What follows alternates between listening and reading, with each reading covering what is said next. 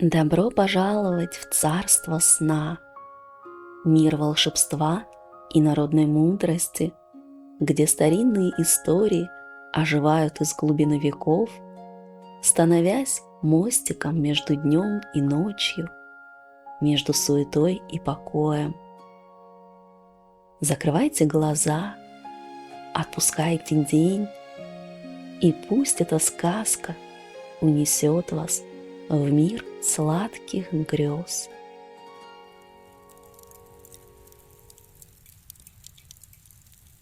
Армянская народная сказка «Яблоки бессмертия».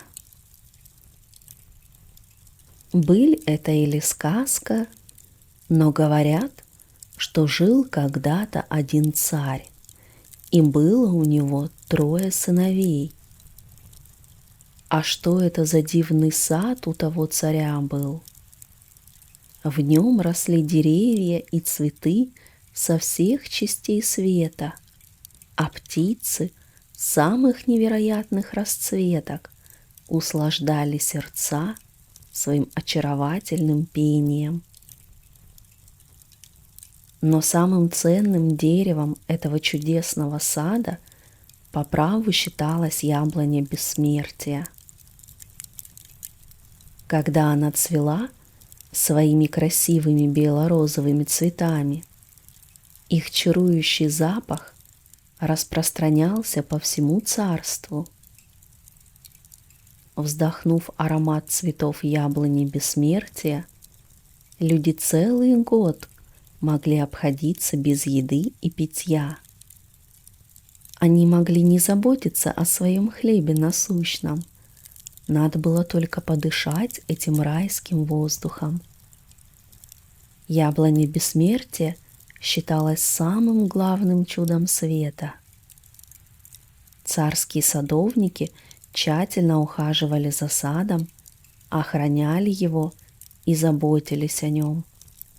Особенно берегли они яблоню бессмертия. Ведь любой человек, который съест ее яблоко, помолодеет на 1 год. Но царю еще никогда не удавалось отведать этих молодильных яблок. Каждый год, когда они должны были полностью созреть, неведомый вор пробирался в сад и похищал их. Однажды царь созвал всех 3 сыновей и сказал им: «Дети мои, мои молодые львы,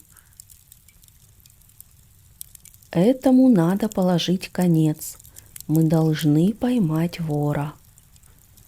Старший сын сказал: «Отец, мы расстроены этим так же, как и ты. То, что мы до сих пор не смогли схватить вора, не делает чести нашей стране.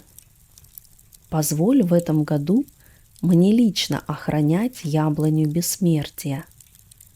Надеюсь, что поймаю этого подлого вора и сохраню урожай». «И я надеюсь на это, сынок». Царевич надел доспехи, взял оружие и отправился в сад охранять яблоню. Он не терял из виду дерева ни днем, ни ночью. И вот в последнюю ночь, когда яблоки уже полностью созрели и урожай можно было собирать, царевич подумал, что утро вечера мудренее, так как при свете это будет легче сделать, и решил сорвать яблоки на рассвете. Ночью юношу стал одолевать сон. Он старался не заснуть и смотрел на бездонное черное небо, усыпанное яркими звездами. Они покачивались в такт дуновением легкого ветерка, словно нашептывали ему: «Спи, царевич, усни». В полночь старший сын царя уже крепко спал, а когда утром проснулся, то увидел, что на яблоне нет ни одного яблока, Их опять украли. Вернулся царевич во дворец, пряча лицо от стыда, и рассказал царю обо всем, что случилось. «Я же спал всего час или два», — недоумевал он. На следующий год говорит царю средний сын: «Отец, настал мой черед охранять яблоню бессмертия». «Хорошо, сынок, охраняй ее в этом году ты». Средний сын надел доспехи, взял оружие и отправился в сад. Он устроил себе пост у самой яблони. Но в ночь, после которой он собирался сорвать созревшие яблоки, царевич, лежа на свежей траве и слушая соловьиные трели, все-таки заснул. Утром на яблоне не было ни одного яблока. Царевичу было стыдно признаться отцу в том, что произошло, да делать нечего. Вернулся он во дворец и все рассказал. «Ты очень похож на своего старшего брата», — говорит царь. «Вы оба выросли большие, да вот толку от вас пока мало. Отец, позволь в следующий раз мне охранять яблоню бессмертия», — попросил царя младший сын. «Эх, сынок, ты и вправду думаешь, что сможешь уберечь урожай? Твои старшие братья пытались, да не смогли». Но царевич настаивал на своем. В конце концов царь согласился.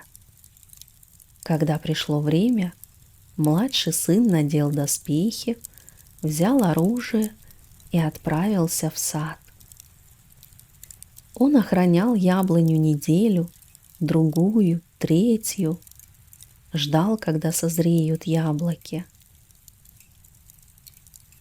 Наконец, в одну из ночей этот момент настал. «Сорву-ка я их рано утром, а то в темноте можно повредить яблоню», — подумал царевич и прилег на траву рядом с деревом. Тут-то на него и навалилась дремота.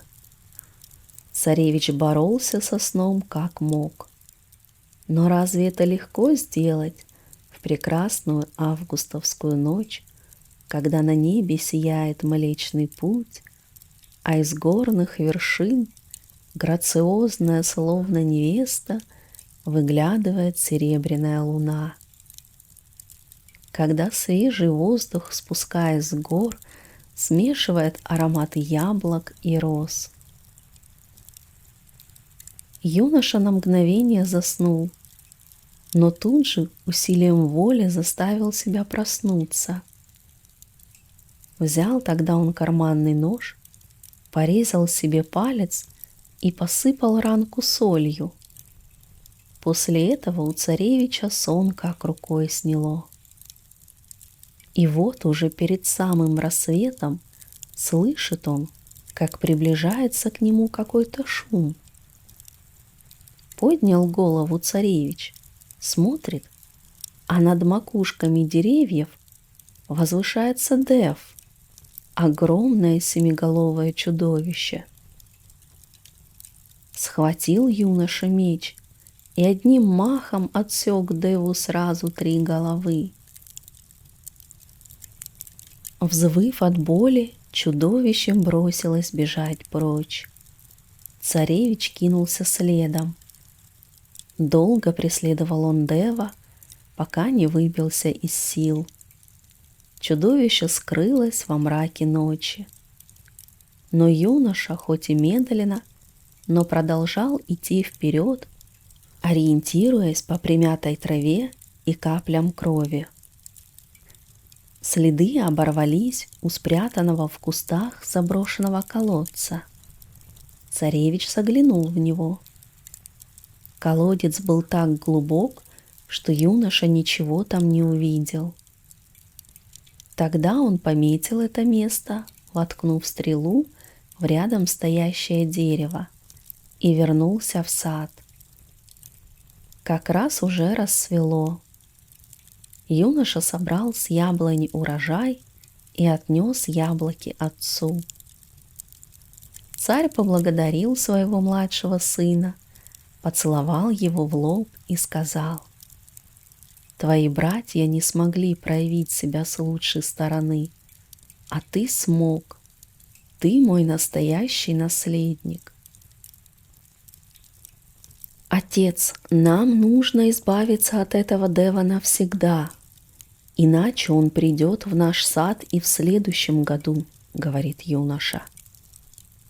3 брата, 3 царевича, надели доспехи, вооружились, взяли с собой канат и отправились к колодцу на поиски Дева. «Давайте первым пойду я», — предложил старший брат. Братья обмотали канат вокруг пояса старшего царевича и стали опускать его в глубину колодца. Однако очень скоро старший брат закричал: «Я сейчас заживо сварюсь здесь, тут невыносимый жар». Его подняли наверх. Тогда в колодец стали опускать среднего брата. Но и он начал кричать: «Тяните канат вверх, тут пекло, настоящий ад». Его тоже вытащили наружу. Несмотря на опасность, с которой уже столкнулись братья, младший царевич не испугался. Он сказал: «Опускайте меня вниз, братцы, пока я не попаду на дно колодца. А если буду кричать, так это пустяки, не обращайте внимания». Братья стали опускать его все ниже и ниже. Наконец они услышали голос младшего брата: «Братцы, вы уже можете поднять канат вверх. Со мной все в порядке, я на дне колодца. Сейчас пойду искать Дева». Юноша огляделся вокруг, смотрит, в стене колодца есть дверь. Он открыл ее и очутился в огромном зале подземного замка. Там, в самом центре, в золотом кресле сидела красавица, подобная Гури Пери. Она вышивала. Перед ней стоял столик, на котором лежал золотой поднос.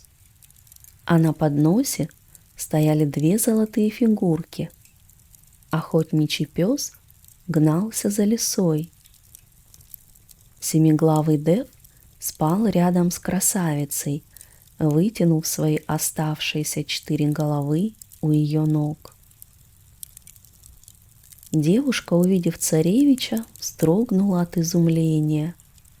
«Как же ты попал сюда, юноша? Ведь сюда ни тварь ползучая не заползала, ни птица небесная не залетала. А тебя что сюда привело?» «Твоя красота», — ответил царевич. «Мне приятно слышать, что я тебе нравлюсь, но разве ты не боишься семиглавого Дева? Он проглотит тебя в 2 счета, когда проснется». «Я не боюсь Девов. Я пришел сюда для того, чтобы сразиться с ним. Разбуди-ка его, мы будем драться». Девушка была в отчаянии, но она все же разбудила чудовище. Юноша одним взмахом отсек у Дева оставшиеся головы. «Если ты так силен и бесстрашен, то, может быть, сразишься еще с одним Девом?» Вздохнув с облегчением, спросила девушка. «Ты найдешь его в соседнем зале. Там он стережет мою среднюю сестру». Царевич пошел в соседний зал. Смотрит, в золотом кресле сидит девушка, еще более красивая, чем та, которую он только что освободил. Она тоже занималась вышиванием. На столике перед красавицей лежал золотой поднос, на котором стояли золотые фигурки, курочки и петушка. А рядом с ней, вытянувшись около ее ног, спал огромный 12-головый дев. Увидев юношу, девушка от изумления вскрикнула: «Как? Как ты попал сюда, юноша? Сюда ведь еще ни одна птица не залетала, и даже ни одна змея не заползала. Признайся, что заставило тебя прийти сюда?» «Твоя красота», — ответил царевич. «Это хорошо, что ты ценишь красоту. Плохо то, что когда проснется это чудовище, одним ценителем красоты на земле станет меньше. Жалко мне тебя, юноша. Уходи отсюда поскорей, пока Дев не проснулся». Младший сын царя, не смутившись, ответил: «Я не боюсь Дева. Я пришел сюда сразиться с ним. Разбуди его, будь добра. Мы будем биться». В отчаянии после уговоров девушка все же разбудила Дева. Царевич одним ударом срубил все 12 голов, и чудовище упало замертво. Плача от радости, девушка сказала: «Ты так храбр, юноша, так силен. Может быть, ты сможешь одолеть еще одного Дева? Он стережет мою младшую сестру в соседнем зале». Царевич открыл дверь и вошел в третий зал. Там в золотом кресле сидела девушка. Она была такой необычайной красоты, что любоваться ею можно было 7 дней и 7 ночей, не отрывая глаз. Она была так прекрасна, словно говорила солнцу: «Зайди, солнышко, отдохни. Выйду я и буду светить вместо тебя». Любой мужчина влюбился бы в такую красавицу с первого взгляда. Напротив девушки на столике лежал золотой поднос, в котором стояли золотые фигурки 2 куропаток.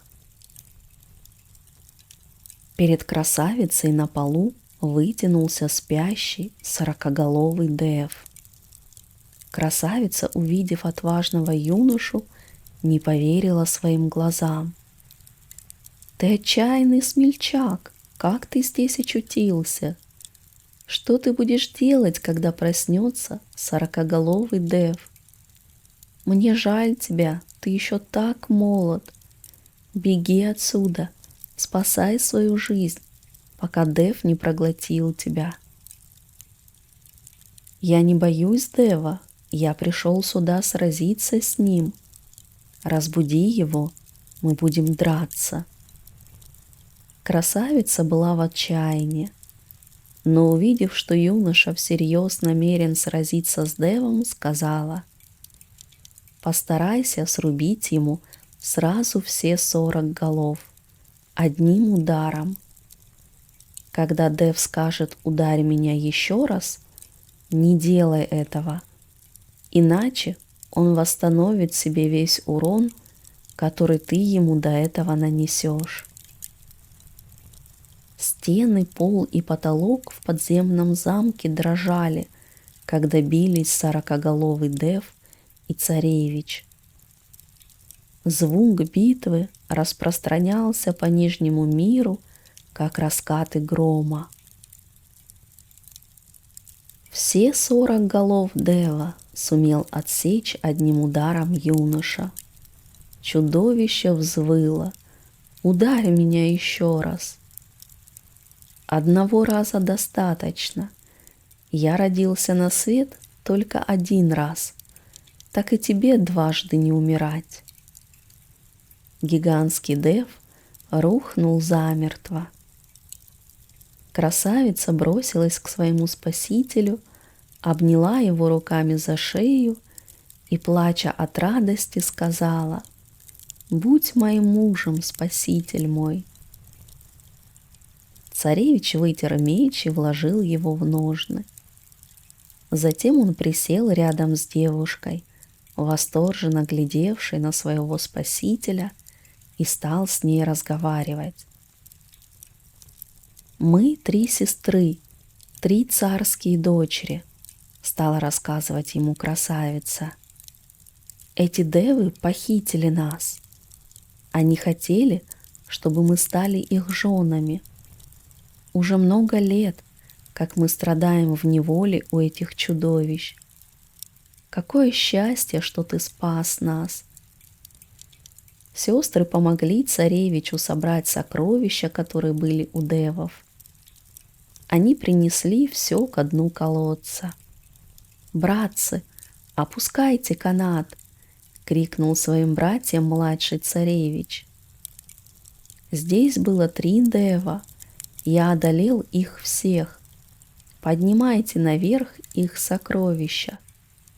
А для вас у меня есть новость лучше. Нам всем здесь нашлось по невесте красавица». Старшие братья с удовольствием подняли наверх все сокровища.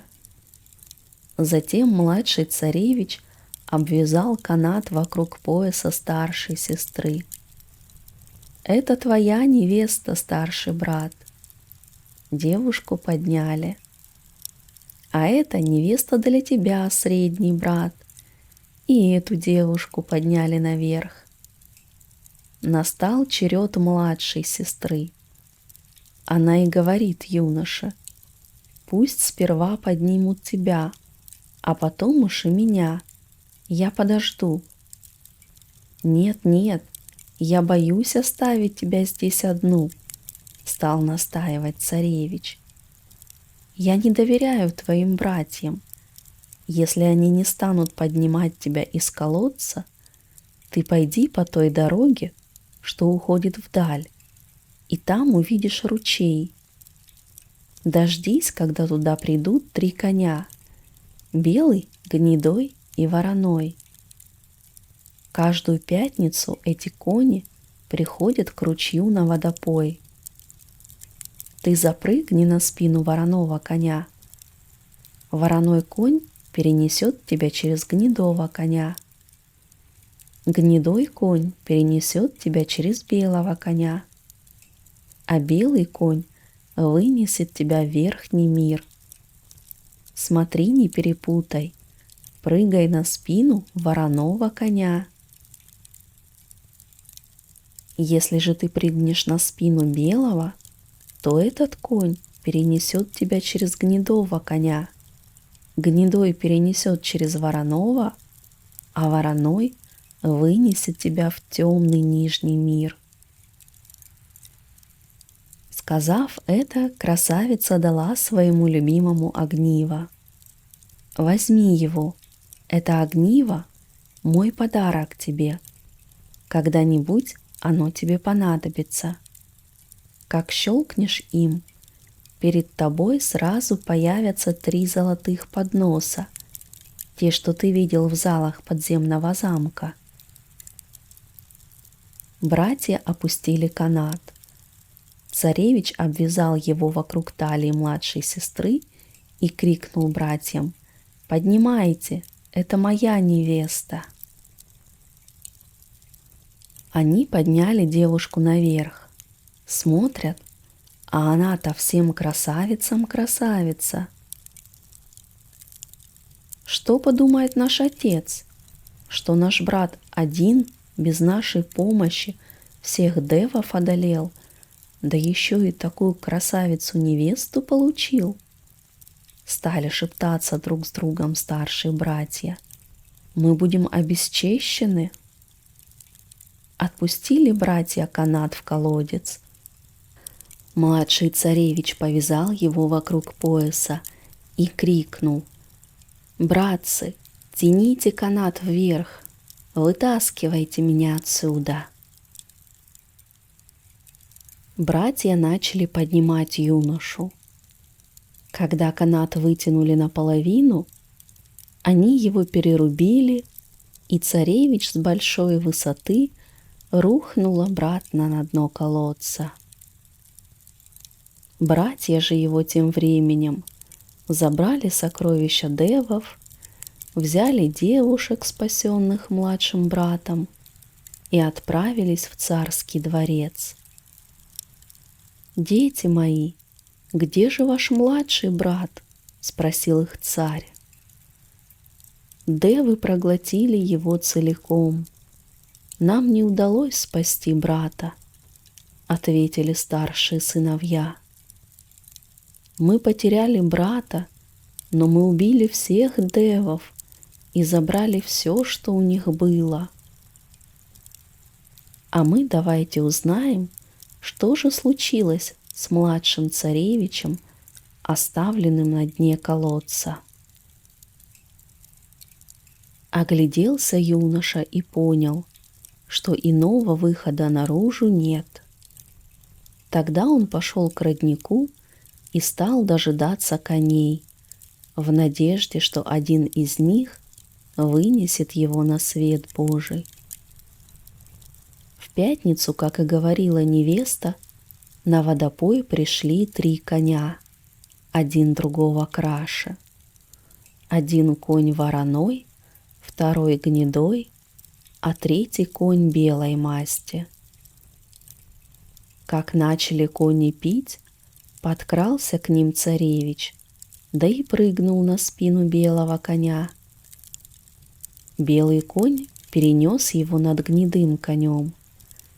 Гнедой конь перенес его над вороным конем, а вороной конь перенес его в Нижний мир. Оказавшись в Нижнем мире, царевич сильно расстроился. Что же теперь делать? Как вернуться? Поскитавшись там, он нашел приют у одной старушки, которой он заплатил за постой пригоршню золотых монет. «Матушка, дай мне воды напиться», — попросил царевич. «У меня во рту не было ни капельки воды вот уже 3 дня». Старушка подала ему чашу, полную грязной жижи.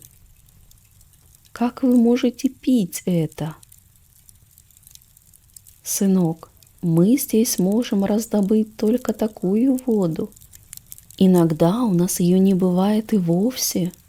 Не буду от тебя скрывать, что Богу известно, в нашем городе почти нет воды.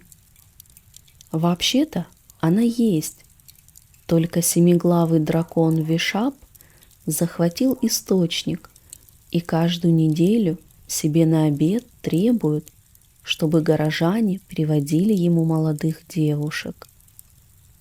Иначе он не даст городу воду, и мы все умрем от жажды. Сегодня к Вишапу отведут дочь нашего царя. Настал ее черед. Этот проклятый Вишап погубил уже 1000 наших дев. А разве вы не можете убить это чудовище? Сынок, кто же с ним справится? Даже наш царь беспомощен перед ним, как ребенок. Вышел царевич из дома старушки и отправился прямо к источнику. У родника уже находился весь царский двор. Вельможи, сановники, стражники, слуги. Собравшемуся вокруг народу раздавались угощения. Люди ждали, сжимая в руках пустые кувшины. Они смотрели, как царскую дочь, одетую во все черное, вели к Вишапу. Юноша последовал за царевной. Вишап, разинув пасти, ждал, радуясь, что вместо одной жертвы ему в этот раз принесено 2. Приблизившись к дракону, царевич вынул меч. Он взмахнул им и одним ударом рассек чудовище пополам. «Эй, ударь меня еще раз!» — взвыл Вишап, корчась в луже крови. «У меня жизнь одна, а тебе 2 смерти зачем? Я не буду тебя рубить дважды». Вишап рухнул замертво, подняв пыльную тучу. Юноша бросился к царевне. Он поднял ее на руки и понес к людям. Царевич не видел, как девушка оставила на его спине отпечаток своей руки, мокрой от крови Вишапа. Фонтаном забился родник. Люди бросились к воде наполнять свои кувшины. Они возвращались к своим домам, радуясь, что наконец-то избавились от Вишапа, что теперь их дочери в безопасности и снова будет много воды для всех. Счастливая царевна тоже вернулась домой. Она рассказала своим родителям о том, как один юноша, которого она прежде никогда не видела, убил Вишапа и спас ей жизнь. Жаль только, что она не знает, откуда этот незнакомец. «А ты бы могла узнать этого юношу, если бы увидела его еще раз?» — спросил свою дочь радостный царь. «Ну, конечно», — ответила царевна. По всему городу разбрелись царские глашатаи, объявляя, чтобы все мужчины собрались на площади перед царским дворцом. «Присмотрись внимательно, дочка. Может, ты узнаешь того, кто спас твою жизнь», — сказал царь дочери. Оглядев собравшихся, девушка указала на царевича. «Вот он, это тот самый юноша». Стражники подвели царевича к царю.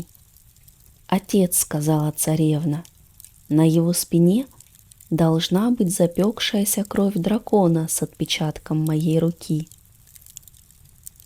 Увидев отпечаток, царь сказал: «Назначь себе награду, отважный воин, и ты получишь ее». «Многие лета здравствовать тебе, царь. Мне не нужна награда». Царь поднял брови вверх. «Ну как же так? Я ведь должен отблагодарить тебя за твой подвиг. Может, ты хочешь взять в жены мою дочь или половину моего царства? Скажи, что тебе хочется, а я постараюсь это сделать». «Живи долго, государь. У меня единственное желание. Я хочу вернуться в верхний мир, а другой награды мне не надо». «Сынок, сделать это будет очень трудно. Лично я здесь бессилен. В моем царстве также нет ни одного мудреца, который бы знал путь в верхний мир. Только лишь изумрудная птица сможет доставить тебя туда». Птица жаловалась мне на Вишапа. Тот из года в год поедает ее птенцов. Я уверен, что для тебя, как победителя дракона, она что-нибудь сделает. И царь рассказал о том, в каких местах можно повстречать изумрудную птицу. Юноша перешел через 7 гор, пересек 7 долин в поисках изумрудной птицы. Наконец, он сделал привал у подножья огромного дерева. Это дерево было так велико, что казалось, будто его ветки врастают в само небо. Крона его была так густа, что сквозь листья вообще не проникал свет. Вдруг смотрит царевич, обвиваясь кольцами вокруг ствола, ползет огромная змея. Поднимаясь вверх по дереву, змея оскалила свою, похожую на пещеру, усеянную острыми клыками пасть. Юноша не стал терять время зря. Он изрубил змею своим мечом на куски. Царевич так устал, что обессиленный упал здесь же под деревом. В это время покормить своего птенца прилетела изумрудная птица. Смотрит она, под деревом, на котором свито ее гнездо, лежит человек весь в крови. Должно быть, и в этом году я потеряла птенца, подумала птица. Она бросилась к юноше, намереваясь разорвать его в клочья своим клювом. Вдруг сверху раздался писк птенца. «Мама, он спас меня от змеи!» Птица, приземлившись около юноши, распростерла над ним свои могучие крылья и стала охранять его сон. Когда царевич проснулся, изумрудная птица говорит ему: «Друг мой, ты спас мое гнездо от разорения, спас моего птенца от змеи. Я сделаю для тебя все, что ты захочешь. Все, что я хочу, это вернуться обратно в верхний мир. Жаль, что ты застал меня не в лучшие времена. В молодости полеты в верхний мир были для меня забавой. Но сейчас мне нужно сделать просто невозможное, чтобы доставить тебя в верхний мир. Сделаем так. Попроси царя, пусть он приготовит 40 больших бурдюков воды и 40 больших жирных окороков. Тебе придется меня кормить и поить во время полета к верхнему миру». Царевич получил от царя Нижнего мира все необходимое и погрузил припасы на спину гигантской птицы. «А теперь сам садись мне на спину. Мы готовы отправиться в путь. Когда я крикну «бу», сразу же давай мне бурдюк воды. А когда крикну «ги», давай окорок. Если замешкаешься, то я потеряю силы, и мы упадем вниз и разобьемся». Могучая птица взмахнула крыльями и начала полет к верхнему миру. Царевич кормил ее и поил, пока, наконец, не увидел солнечный свет. Птица, доставив юношу к царству его отца, улетела обратно в Нижний мир, а царевич направился в родной город. По дороге в город ему повстречался пастух. «Добрый день, брат-пастух!» «Добрый день, царевич!» «Не хочешь ли ты обменяться со мной одеждой, брат-пастух?» «Свою одежду я дам тебе так, а за твою заплачу». Пастух был рад обменять свои лохмотья на одежду царевича, да еще и получить за это деньги. Переодевшись в наряд пастуха, царевич вошел в город и отправился на базар. Он остановился у мастерской царского ювелира. Тот спросил, что хочет юноша. «Мастер, я чужой в этом городе. Ищу работу. Я всегда буду голодным, если не овладею хорошим ремеслом, таким как ваше». «Значит, ты хочешь поступить ко мне в ученики?» «Конечно, мастер, с огромным удовольствием». Так царский ювелир взял себе царевича в ученики. А теперь давайте посмотрим, как складывались дела у старших братьев. Царь, заподозрив неладное, разослал по всем странам своих лазутчиков, у которых было одно задание — найти младшего царевича. Он не позволял старшим братьям жениться до тех пор, пока не найдется их младший брат. Люди, посланные царем, обыскали все углы во всех царствах, но царевича так и не нашли. Прошел год, второй, третий. Нет известий о пропавшем царевиче. Говорят советники царю: «Когда же ты разрешишь своим сыновьям жениться? Они целых 3 года ждут. Что будут думать твои подданные?» «Ну ладно, ладно, пусть женятся», — согласился царь. Старший сын царя женился на старшей девушке, а средний сын на средней. После того, как отгремела двойная свадьба, царь отвел в сторонку младшую девушку и сказал: «Доченька, нам так и не удалось найти твоего возлюбленного, и мы не знаем, где он и что с ним. Возможно, его постигло несчастье. Наверное, мой младший сын никогда не вернется. Ты должна подумать о себе. Тебе нельзя оставаться одной. Может, ты выйдешь замуж за другого человека?» «Многие лета здравствовать тебе, царь. Я пойду за любого, кого ты мне выберешь. Предлагаю тебе подумать о сыне моего старшего советника. Ты его знаешь. Как он тебе?» «Устроит, если ты того пожелаешь, государь». «Вот и договорились. Я объявляю твою помолвку с сыном моего старшего советника». «Живи долго, государь.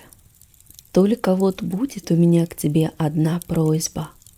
Выполни сперва ее, а потом уж и о свадьбе думать будем».